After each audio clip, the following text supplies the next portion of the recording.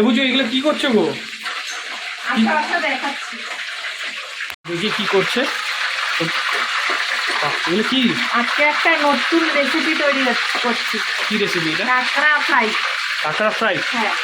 তো আমি এখানে কাঁকড়াগুলো ভালো করে ধুয়ে পরিষ্কার করে নিয়েছি।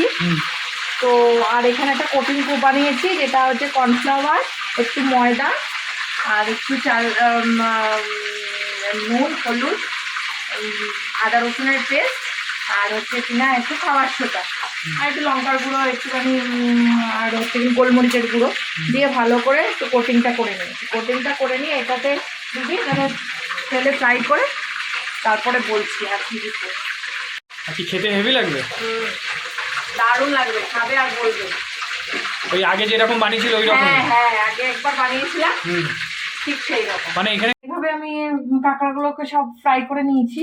ফ্রাই করাতে আর এই কড়াইতে অল্প ওই তেলই আছে, ফ্রাই করার তেল অর্ধেকটা তুলে দিয়েছি আর অল্প করে রেখেছি।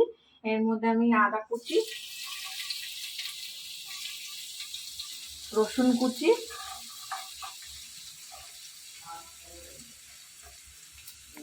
দিয়ে ভালো করে একটুখানি নাড়বো, একটু লালচে লালচে ভাব হবে। গ্যাসটাকে আমি হাই করব না, হালকা মিডিয়াম আঁচে রাখবো, যাতে পুড়ে না যায়। হ্যাঁ, যাতে পুড়ে না যায়। বলো। এই যে একটু লালচে লালচে হয়ে গেছে, তো আমি পেঁয়াজ আর ক্যাপসিকাম আর কাঁচা লঙ্কা একটু কেটে রেখেছি, এগুলো দিয়ে দেবো।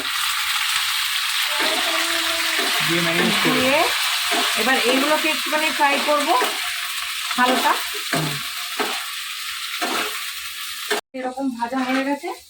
এরপরে একে একে আমি tomato sauce, chilli sauce, red chilli sauce, chilli sauce আর সয়া সস দেবো, দিয়ে কাঁকড়াটাকে দিয়ে ফ্রাই করব। তারপরে লাস্টে আপনাদের দেখাচ্ছি কেমন। তো হয়ে গেল? হয়ে গেছে, এবার প্লেটিং করে দিচ্ছি। বাহ, দারুণ দেখো।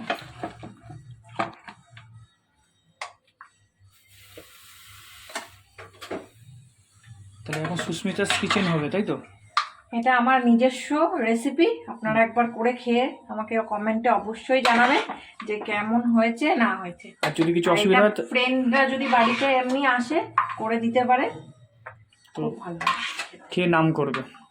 আর যদি কিছু ডিটেলস আরো জানা থাকে তাহলে তোমাকে কমেন্ট করতে বলবে, ডিটেলস বলে দেব। ক্রিপসি ক্র্যাব রেডি, তাই তো? বাহ, দারুণ হয়েছে।